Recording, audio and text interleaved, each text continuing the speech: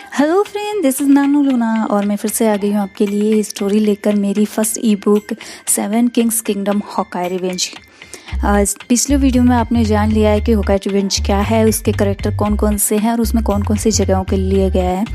आपको ये पता चल गया है कि इसका मेन करेक्टर शिवा है। तो हम कहानी शुरू करते हैं उसी लड़की के साथ जिसका नाम है शिवा। चलो कहानी शुरू करते हैं अभी। तो आप आराम से बैठ जाइए, अपने आराम से ईयरफोन लगा के सुनिए। ये कहानी एक लड़की से शुरू होती है जिसके माता पिता बचपन में ही गुजर गए थे, इसलिए उसे अनाथालय में पले। अनाथालय मंदिर के पास था। मंदिर भगवान शिव का था, इसलिए उसने अपना नाम शिवा रख दिया।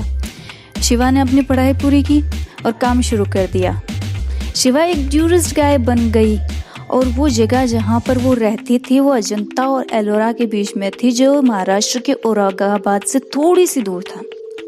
टूरिस्ट गाइड बनने के लिए या बनने के बाद हर 2 महीने में ट्रेनिंग लेना ज़रूरी था, इसलिए शिवा ने भी ट्रेनिंग ली। वहाँ शिवा जैसे और भी टूरिस्ट गाइड थे। बाकियों के मुकाबले शिवा सब कुछ बड़ी आसानी से सीख लेती और इस वजह से वो ट्रेनिंग में हमेशा पहली रैंक भी लाती और बाकियों के मुकाबले वो उम्र में कम थी। लगभग 19 से 20 साल के बीच में उसकी उम्र थी। इस वजह से बाकी टूरिस्ट गाइड उससे जलते थे। ट्रेनिंग सेंटर में शिवा और बाकी टूरिस्ट को खुद का डिफेंस करना और बंदूक का यूज़ करना दोनों सिखाया जाता था। वहाँ टूरिस्ट में एक रंगा नाम का गाइड था जो बाहर से आने वाले लोगों का सामान चुराता था और शिवा ने कई बार उसे रंगे हाथ भी पकड़ लिया। जब रंगा और शिवा मिलते थे तब उनके बीच में लड़ाई होना जाहिर सी बात थी, क्योंकि शिवा को ये बिल्कुल पसंद नहीं आता था कि रंगा किसी को भी नुकसान पहुंचाए। इसलिए उन दोनों के बीच में लड़ाई हो जाती और हमेशा शिवा ही जीतती। शिवा अक्सर ऐसे काम बड़ी आसानी से कर देती थी जिन्हें करने में बड़े से बड़े लोगों के पसीने छूट जाया करते थे। चाहे वो सरकारी काम हो या बड़े से बड़ा झगड़ा, वो यूं चुटकियों में सुलझा लेती थी। वो गांव वालों की बहुत मदद करती थी, चाहे जंगल से उनके मवेशी ढूंढ लाना हो या सफाई करवाना हो। शिवा बहुत ही प्यारी और समझदार लड़की थी, इसलिए वह गांव वालों की मदद करती थी। हर दिन वहाँ पे बहुत सारे लोग आते थे, लेकिन शायद ही शिवा ने कभी सोचा था कि उसकी ज़िंदगी इस हद तक बदल जाएगी। हमेशा की तरह शिवा तैयार होकर अपने पास के बस स्टैंड पर पहुँच गई। वहाँ शिवा जैसे कई टूरिस्ट गाइड थे जो वहाँ आने वाले लोगों को घुमाने के लिए लेके जाते थे, जिनमें से कुछ शिवा से बहुत ज़्यादा जलते थे। ना तो शिवा उन्हें पसंद करती थी और ना ही शिवा को वो, क्योंकि वो टूरिस्ट से बात बात पर पैसे लूटा करते थे। आज तो टूरिस्ट बस में जितने भी लोग आए थे वो बाहर के देशों के थे, तो उनसे होने वाली कमाई भी ज़्यादा थी। तो सब में होड़ मच गई कि कौन कितने टूरिस्ट ले पाता है। लेकिन हमेशा की तरह शिवा ने अपना एक टूरिस्ट लिया और उसे घुमाने के लिए लेकर चली गई। रंगा तो बाहर से आने वाले लोगों को भी लूटता था और आज भी उसने ऐसा ही किया। उसे एक टूरिस्ट मिला जिसका नाम ईथन था। हमेशा की तरह रंगा उसे जंगल के रास्ते ले गया ताकि उसे लूट सके। ईथन वहाँ नया था, उसे उस जगह के बारे में कुछ नहीं पता था, इसलिए उसने रंगा से पूछना शुरू किया कि वो कहाँ लेकर जा रहा है उसे, क्योंकि उस जगह वो पहली बार आया था और रंगा की जो बातें थी वो उसे बिल्कुल भी समझ नहीं आ रही थी। तब रंगा ने जवाब दिया कि ये छोटा रास्ता गुफाओं तक पहुँचने का। बाद में उसने बताया यहाँ कौन कौन सी गुफाएं हैं और इनका क्या इतिहास रहा है। इन सभी के बारे में बात करते करते रंगा की वो पसंदीदा जगह आ गई जहाँ पर वो लोगों को लूटा करता था। वह जगह गांव से दूर थी, तो ये आसानी होती उसके लिए कि वो किसी को भी लूट ले और किसी को पता भी ना चले। रंगा ने सोचा कि आज उसे बहुत सारा माल, पैसा और कीमती सामान मिलने वाले हैं। रंगा ने अपना चाकू निकाला और ईथन के सामने करके खड़ा हो गया ताकि उसे डरा सके, धमका सके और उससे पैसे लूट सके। रंगा ने ईथन से कहा कि वो अपना सारा सामान उसे दे दे, वरना ईथन को वो चोट पहुंचा देगा। लेकिन ईथन रंगा की धमकी से नहीं डरा और सामान्य रूप से खड़ा रहा, क्योंकि रंगा की कोई भी बात उसे समझ ही नहीं आ रही थी।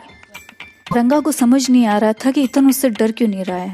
फिर रंगा ने अपना चाकू हवा में लहराते हुए ईथन को फिर से चेतावनी दी कि अगर ईथन ने उसे अपना सामान नहीं दिया तो वह उसे मार डालेगा।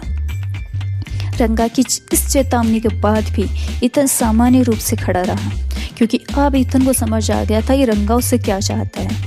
रंगा को गुस्सा आ गया और उसने गुस्से में ईथन पर हमला कर दिया। चाकू के वार से बचने के लिए ईथन पीछे हटा और रंगा के हाथ पर जोरदार झटका देते हुए उसके हाथ से चाकू छीन लिया। यह देखकर रंगा घबरा गया और वापस जाने के लिए भागने लगा। ईथन ने उसका पीछा नहीं किया क्योंकि वो बहुत जल्दी में था, उसे कहीं जाना था। रंगा दौड़ते दौड़ते शिवा से टकरा गया। वह जगह मंदिर और गांव के बीच में थी। रंगा की हड़बड़ाहट देखकर शिवा को समझ आ गया कि आज फिर उसने कुछ गलत किया है। इसमें शिवा ने रंगा को डराकर सारी बात पूछ ली। फिर शिवा उस टूरिस्ट की मदद करने के लिए जंगल की तरफ निकल पड़ी। थोड़ी ही देर में शिवा को ईथन नजर आ गया। वह दौड़ के उसके पास गई और उससे बात करने की कोशिश की और कहा कि वह एक टूरिस्ट गाइड है और यहाँ पे डरने की कोई बात नहीं है। ईथन को लगा कि वो भी रंगा जैसी ही है, इसलिए उसने बदले में जवाब दिया कि उसे किसी की मदद की जरूरत नहीं है, वह खुद ही उस जगह को देख लेगा। शिवा को ईथन की बात बहुत अजीब लगी क्योंकि वो तो यहाँ उसकी मदद करने के लिए आई थी। ईथन उससे गुस्से से जवाब दे रहा है। ये बात शिवा को बिल्कुल भी अच्छी नहीं लगी। जब शिवा ने उसे गौर से देखा तो उसके एक हाथ में रंगा का चाकू और दूसरे हाथ में वहां का नक्शा था। उसके बिहेवियर से लग रहा था मानो वो कुछ छुपा रहा हो। उसकी बातों से ऐसा नहीं लग रहा था कि वो यहाँ पे घूमने के इरादे से आया है। इन सब बातों की वजह से शिवा को शक हुआ और उसने ईथन से पूछा कि यहाँ आने का क्या उद्देश्य है उसका। ईथन ने आनाकानी करते हुए कहा कि वो यहाँ पे घूमने के लिए आया है और ये बात कहकर वो आगे की ओर निकल गया। शिवा को ये बात हजम नहीं हुई। तभी अचानक शिवा की नज़र ईथन के बैग पे पड़ी जिसकी चेन आधी खुली थी, जिसमें से बंदूक का एक शीरा बाहर की ओर निकला हुआ था। शिवा को समझ आ गया कि वह यहाँ पे घूमने के इरादे से तो बिल्कुल नहीं आया है। शिवा ने बड़ी फुर्ती के साथ ईथन के बैग से वो बंदूक निकाल ली और ईथन के सामने तान कर खड़ी हो गई और सोचने लगी कि वो जो कर रही है वो सही है या नहीं। अगर ये पुलिस वाला या फौजी हुआ तो, या फिर ये कोई टेररिस्ट हुआ तो। ईथन थोड़ी देर के लिए घबरा गया, लेकिन बाद में वो शांत हो गया क्योंकि वह बंदूक लॉक थी तो ट्रिगर दबाने से गोली नहीं चलने वाली थी। शिवा को इस बात का पहले पता नहीं था, इसलिए वो बंदूक तान कर खड़ी रही और पूछने लगी कि वह यहाँ क्यों आया है, उसका क्या इरादा है यहाँ आने का। लेकिन ईथन ने उसे बताना जरूरी नहीं समझा और चुपचाप खड़ा रहा।